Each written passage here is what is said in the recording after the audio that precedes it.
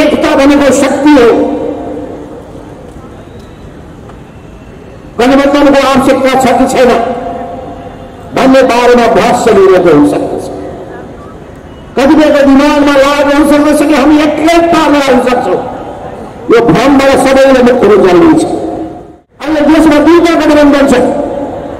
अब योजना पर्नेछ कुन गठबन्धनको पक्षमा लाग्ने। एउटा प्रगतिशील गठबन्धन छ र वाम लोकतान्त्रिक गठबन्धन छ र अर्को भनेको प्रतिगामी दक्षिणपन्थी गठबन्धन छ। दक्षिणपन्थी गठबन्धनहरूको नेतृत्व नेकपा एमाले केपी ओलीले गरिरहेका छन्। जहाँ राप्रपा जस्ता दक्षिणपन्थी शक्तिहरू, राजावादी शक्तिहरू, प्रतिगामी शक्तिहरू त्यो गठबन्धनमा सामेल छ। विदेशीहरूको सामु प्रसार पर्नेहरू त्यो गठबन्धनमा सामेल छन्। परिवर्तन विरोधीहरू त्यो गठबन्धनमा सामेल छन्। संविधान विरोधीहरू त्यही गठबन्धनमा रहेका छन्। संविधानको मर्म र भावनाका विरोधमा बोल्ने र गर्ने त्यस्ता शक्तिहरू त्यो गठबन्धनमा छन् भने आजसम्म प्राप्त भएका पिँढीको रक्षा गर्नेहरू, संविधान जोगाउनेहरू, समाजवादको बाटोमा अगाडि बढ्नेहरू, देशमा सुशासन ल्याउनु पर्छ भन्ने मान्यता बोक्नेहरू, गणतन्त्रका हिमायतीहरू, धर्मनिरपेक्षताका पक्षधरहरू हामी प्रगतिशील गठबन्धनमा छौँ। परियोजनाहरूलाई आजै उद्घाटन गरिदिने, 5 वर्षपछि सम्पन्न हुनेलाई आजै उद्घाटन गर्ने, यी सबै अत्यन्तै कहीँ नहुने जात्रा केपी ओलीको पालामा हामीले देख्न पायौँ। त्यस्तो जात्रा देखाउनेलाई बिर्सेर पनि मध्यम काम गर्नु हुँदैन। नेपाली कांग्रेस र नेपाल कम्युनिस्ट पार्टी सँगसँगै अगाडि बढेका छन्। दिशामा अघि बढाऊ, सबै खालका अनुचित कुराहरूले समाप्त पारौ, भ्रष्टाचारलाई विनित्यान्न पारौ, सुशासनको प्रत्याभूति गरौ, विकासको नयाँ मोडल अगाडि सारौ, कृषिको विकास गर्नेदेखि लिएर उद्योग धन्दाको विकास गर्ने, शिक्षाको निम्ति जनतालाई उपलब्ध गराउने कुरादेखि लिएर स्वास्थ्यको सुविधा जनतालाई उपलब्ध गराउने, शुद्ध खाने पानीको व्यवस्था गर्नेदेखि लिएर सुन्दर बस्तीको निर्माण गर्ने, स्वच्छ सफा हराभरा हाम्रो बस्तीहरू कसरी बनाउन सकिन्छ त्यो हराभरा ग्रिनरी सहित पर्यावरण मैत्री हामीले अर्थतन्त्र निर्माण गर्ने, पर्यावरणलाई ध्यान त्यतिकै दिनुपर्ने र सँगसँगै हामीले नयाँ विज्ञान र प्रविधिको अधिकतम उपयोग गर्नुपर्ने, तर मात्रै जनताले छिटो सेवा पाउन सक्छन् र हाम्रा कामहरू छिटो सम्पन्न हुन सक्दछ। धेरै ढिलो भइसकेको छ। धेरै वक्ताहरूले तपाईँहरूका सामुमा आफ्नो पार्टीका धारणाहरू राखिसक्नु भएको छ। म तपाईँको सामुमा अहिले नेपाल कम्युनिस्ट पार्टी समाजवादीको तर्फबाट आफ्नो प्रतिबद्धता, आफ्नो धारणा र जनतालाई गरिनुपर्ने आह्वान, जनतालाई अपिल गर्नुपर्ने कुराहरू राख्न चाहन्छु। तपाईँहरू हामी सबैलाई म सम्झना गराउन चाहन्छु। हामी त्यसै ठाउँमा भेला रहेका छौँ। त्यही रत्न पार्कको यो इलाकामा हामी बसेका छौँ। जुन ठाउँमा म सम्झिरहेको छु, हामीले प्रतिगमन विरोधी सङ्घर्षको निम्ति सडकमा पड्ती कसेर बसेका थियौँ। गिरिजा प्रसाद कोइरालाजी हुनुहुन्थ्यो, रामचन्द्र पौडेलजी पनि हुनुहुन्थ्यो, धेरै नेताहरू सबै हुनुहुन्थ्यो र यसरी हामी अग्रपङ्क्तिमा बसेर हामीले प्रतिगमनका विरुद्धमा सशक्त आवाज बुलन्द गरेका थियौँ र नारायण हिन्दीतर्फ हेर्दै चुनौती दिएका थियौँ र त्यसै क्रममा जब शान्ति प्रक्रिया अगाडि बढ्यो, नेकपा माओवादीसँग जब हामीले शान्ति वार्ताका कुराहरू गरौं। दिल्लीमा हामी 3 जना नेताहरू बसेर पुष्पकमल दाहाल प्रचण्डजी माओवादीको तर्फबाट, नेपाली कांग्रेसको तर्फ गिरिजाप्रसाद कोइराला र तत्कालीन नेकपा एमाले त्यसको नेताको हैसियतले माधव नेपाल, हामी 3 जना बसेर 12 बुँदे सहमति गरेका र यसरी हामीले 12 बुँदे सहमतिको क्रममा नै गणतन्त्र विरोधी आन्दोलनलाई अघि बढाउने संकल्प गरेका थिए। मानिसहरूले ठानेका थिएनन् नेपालमा निरङ्कुश शासनलाई कसैले पराजित गर्न सक्छ। मानिसले ठानेका थिएनन् निरङ्कुश शासकहरूलाई सधैँभरिको निम्ति इतिहासको क्षणमा फाल्न कसैले सक्लान्, तर त्यो हामीले गरेर देखायौं। यसमा गौरव बहुत छ। धेरै चुनौतीहरू थिए, धेरै अप्ठ्याराहरू थिए, अनेकौं हामीले हन्डक ठोकर खानु परेको थियो। र तपाईहरुलाई सबैलाई थाहा छ, कहिले आशा कहिले निराशा को बाटोमा हामी गुज्रिनु परेको थियो। अन्तमा हामीले सफलता पाइसक्यौं। संविधान बनायौं, गणतन्त्र ल्यायौं, संघीयता ल्यायौं र समाजवादको दिशामा अगाडि बढ्ने संकल्प पनि गरे। अर्थात् हामीले संविधान सभाको निर्वाचन गरेर जनताका प्रतिनिधिहरूलाई चुनेर जनताको चाहना अनुसारको संविधान निर्माण गर्ने काम गरौं। यसरी जनताका प्रतिनिधिले आफ्नो संविधान, आफ्नो भाग्यको फैसला आफै गर्ने गरी आफ्नो देशको व्यवस्था आफैले व्यवस्थित गर्ने गरी एउटा दस्तावेज संविधानको रूपमा अगाडि ल्याउने काम र इतिहासका यी सबै निर्णायक मोडहरूमा सधैँभरि नेपाली कांग्रेस र नेपाल कम्युनिस्ट पार्टी सँगसँगै अगाडि बढेका छन्। म सम्झिरहेको छु त्यो बेलामा पुरानो इतिहासलाई सम्झिने हो भने 2017 सालमा जब राजा महेन्द्रले प्रतिगामी कदम चाले, त्यस बेलामा विश्वेश्वर प्रसाद कोइरालाले पनि उही बनारसमै बास बस्नु पर्यो। कम्युनिस्ट पार्टीका नेता पुष्पलालले पनि उही बनारसमै बास बस्नु पर्यो। अनि दुईटै शक्ति जब मिले, त्यो शक्तिले परिवर्तन ल्याउन सक्यो। 46 सालमा पनि 62-63 को जनक्रान्तिको बेलामा पनि। त्यसो भए एकता भनेको शक्ति हो। गठबन्धनको आवश्यकता छ कि छैन भन्ने बारेमा बहस चलिरहेको हुन सक्दछ। कतिपयको दिमागमा लागेको हुन सक्दछ कि हामी एक्लै पार लगाउन सक्छौं। यो भ्रमबाट सबैले मुक्त हुनु जरुरी छ। एक त हामीले 46 साल अर्थात् 48 सालदेखि इतिहास हेर्ने हो भने पनि बहुमतको सरकार कहिले काहीँ मात्रै बन्यो, टिक्न पनि सकेन। पटक पटक हामी मिलेर गयौं, पटक पटक मिलेर सरकार बनायौं। अझ म प्रधानमन्त्री भएको बेलामा त 25 वटा पार्टी मध्ये 22 वटा पार्टीलाई सँगसँगै लिएर जाने काम गर्यो। विभिन्न बेलामा एउटा अर्को पार्टी अलग अलग भए पनि मिलेर सरकार बनाउने काम गर्दै हामी अगाडि बढेका छौं।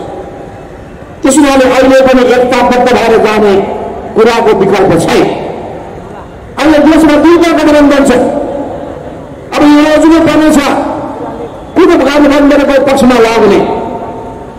एउटा प्रगतिशील गठबन्धन छ र वाम लोकतान्त्रिक गठबन्धन छ र अर्को भनेको प्रतिगामी दक्षिणपन्थी गठबन्धन छ। दक्षिणपन्थी गठबन्धनहरूको नेतृत्व नेकपा एमाले, गरिरहेका छन्। जहाँ राप्रपा जस्ता दक्षिणपन्थी शक्तिहरू, राजावादी शक्तिहरू, प्रतिगामी शक्तिहरू त्यो गठबन्धनमा सामेल छन्। विदेशीहरूका सामु प्रसार पर्नेहरू त्यो गठबन्धनमा सामेल छन्। परिवर्तन विरोधीहरू त्यो गठबन्धनमा सामेल छन्। संविधान विरोधीहरू त्यही गठबन्धनमा रहेका छन्। संविधानको मर्म र भावनाका विरोधमा बोल्ने र गर्ने त्यस्ता शक्तिहरू त्यो गठबन्धनमा छन् भने आजसम्म प्राप्त भएका उपलब्धिको रक्षा गर्नेहरू, संविधान जोगाउनेहरू, समाजवादको बाटोमा अगाडि बढ्नेहरू, देशमा सुशासन ल्याउनुपर्छ भन्ने मान्यता बोक्नेहरू,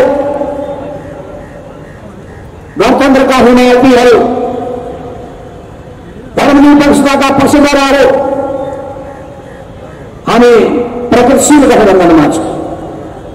त्यसो भने काठमाडौँको महानगरको यो सभामा उभिएर मैले सम्पूर्ण नेपाली दाजुभाइ दिदीबहिनीहरूलाई भन्न चाहन्छु, सबै 77 जिल्लाका आदरणीय जनता र मतदातालाई भन्न चाहन्छु, 573 पालिकाका 6743 वडाका सबै मतदाताहरूलाई भन्न चाहन्छु, तपाईँहरूले आफ्नो आफ्नो ठाउँमा प्रगतिशील गठबन्धनमा सामेल भएका दलहरूको पक्षमा मतदान गर्नुहोस्। प्रतिगामी कित्तामा उभिएकाहरूको पक्षमा मत खसाल्नु पर्यो भने पछि तपाईँले पनि पस्ताउनु पर्नेछ, तपाईँका सन्तानहरूले पनि दुःख भोग्नु पर्नेछ।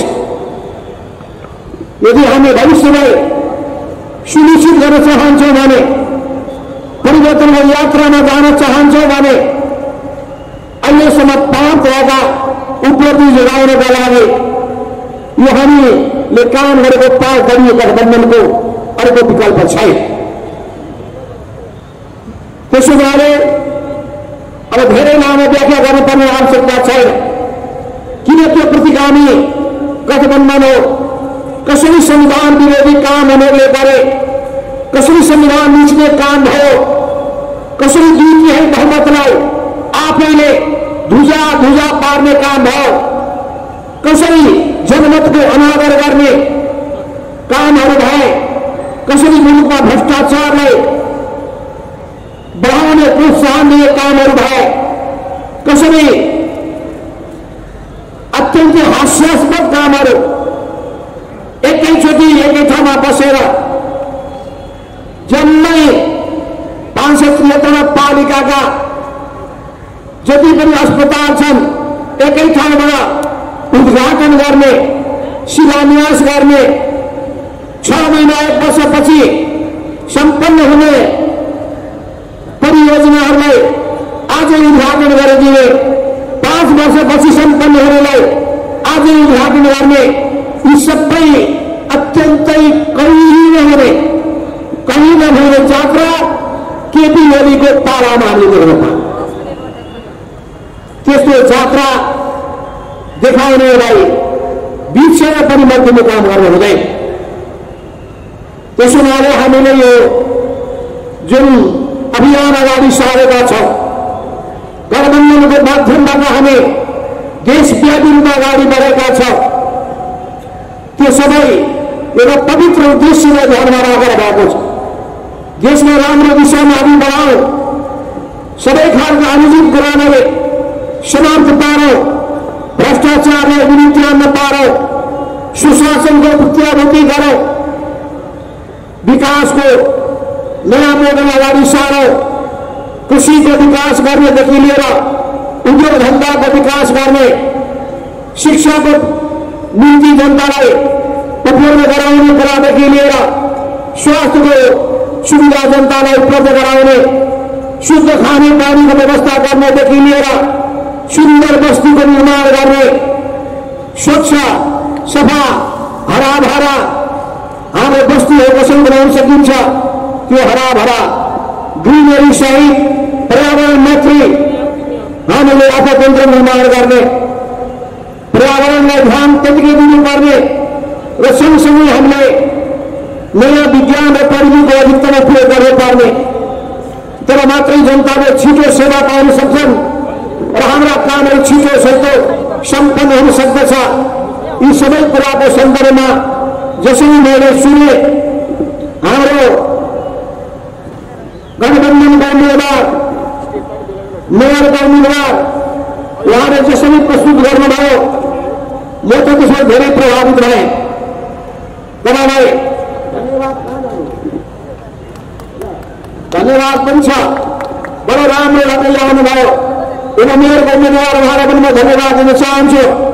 उहाँले पनि विगत कुरालाई अगाडि सार्नुभयो कि कसरी सुशासन उपलब्ध गराउनुपर्छ भनेर, कसरी फोहोर मैलाको व्यवस्थापन गर्नुपर्छ भनेर, कसरी काठमाडौँ जस्तो पुरानो सभ्यता बोकेको, पुरानो संस्कृति बोकेको यहाँका सम्पदाहरूको संरक्षण कसरी गर्नुपर्छ भनेर, कसरी खाने पानीको व्यवस्थादेखि लिएर यातायातको व्यवस्थादेखि लिएर अनि नदीहरूको राम्रो व्यवस्थापन गर्नेदेखि लिएर जनतालाई सुविधा उपलब्ध गराउने कुरादेखि लिएर यावत कुराहरूको बारेमा उहाँले जसरी घोषणा पत्र, प्रतिबद्धता पत्र अगाडि सार्नु भएको छ, यो अत्यन्तै प्रशंसनीय रहेको छ।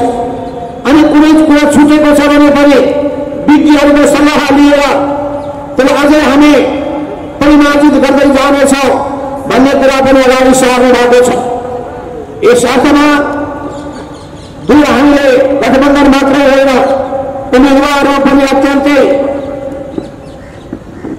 असल विचार, दूरदृष्टि राख्ने, काठमाडौँको जनताको भावनालाई बुझ्ने त्यस्ता व्यक्तिहरू हामीले पाएका छौँ। तपाईँले सुकुम्बासी समस्या खास गरिकन यहाँ काठमाडौँमा पनि विभिन्न ठाउँमा रहेको यो समस्यालाई पनि सम्बोधन गर्ने बारेमा ध्यान पुर्याउनु पर्छ।